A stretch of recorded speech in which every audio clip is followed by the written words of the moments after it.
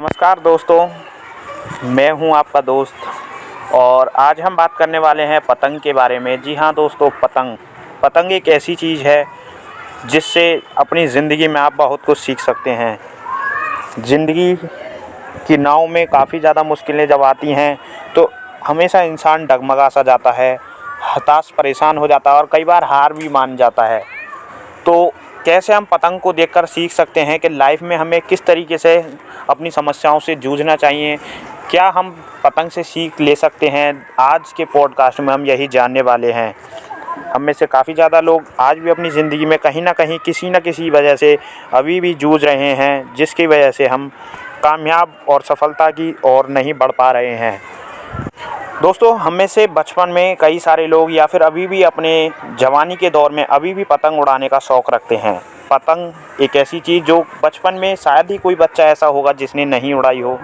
पतंग एक अलग ही महत्व रखती है हमारे बचपन के उन खेलों में जो हमें हमेशा से प्रिय लगते हैं। पतंग जब हम कैसे किसी की पतंग काट कर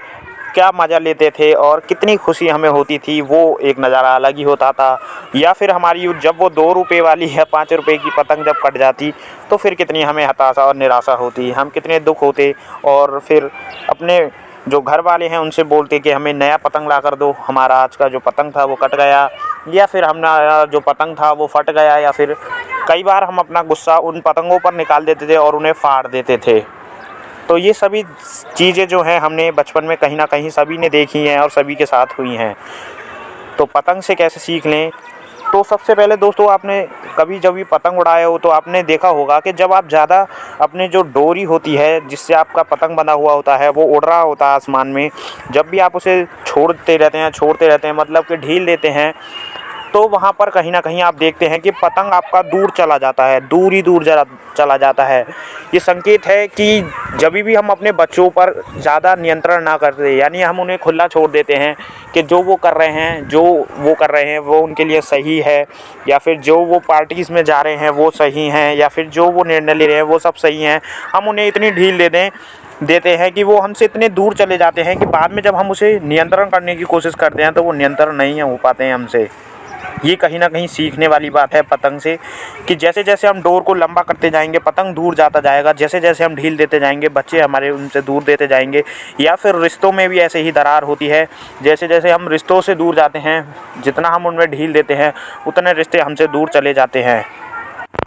दूसरी चीज़ आपने पतंग के साथ में ये देखा होगा कि कभी जब आपके पेच लड़ जाते हैं एक पतंग के दूसरे पतंग से, तो आपने देखा होगा ज़्यादातर जो हम में से होते हैं वो ढील पर निर्भर करते हैं, यानी कि हम अपने धागे को बस छोड़ते रहते हैं जिससे कि सामने वाला जो पतंग है उसका धागा घिसे और टूट जाए। और वहीं कुछ लोग होंगे जो कि खींच मचा देते हैं, यानी कि तेज खींचते हैं अपनी तरफ पतंग को जिससे कि वो दूसरे की पतंग भी ले लें और या फिर उसकी काट दें।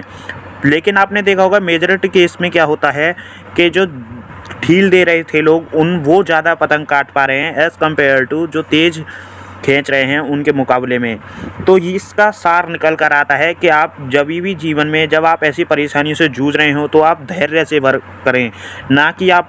हताश होकर या फिर परेशान होकर जल्दबाजी में कुछ उल्टा सीधा कर बैठें, जिससे कि आपने देखा होगा जैसे वो पतंग कट जाती है ऐसे ही आपके जीवन की पतंग भी कट जाएगी। तो इसलिए आप क्या करें, हमेशा धैर्य से काम करें, हमेशा सोच विमर्श करके ही किसी कार्य को करने के लिए कदम आगे को उठाएं। तो देखा आपने कैसे पतंग ने हमें सिखाया जीवन में जीने का सलीका, कैसे पतंग ने बताया कि हम कैसे अपने जीवन में इन उतार चढ़ावों में भी कैसे अपने जो समस्याएं उन्हें हल कर सकते हैं। ऐसे ही और पॉडकास्ट सुनने के लिए हमारे चैनल को सब्सक्राइब ज़रूर से कर दें, और अगर पॉडकास्ट अच्छा लगा हो तो लाइक करें और दूसरों के साथ शेयर करना ना भूलें। धन्यवाद, मिलते हैं अपने अगले नेक्स्ट टॉपिक पर।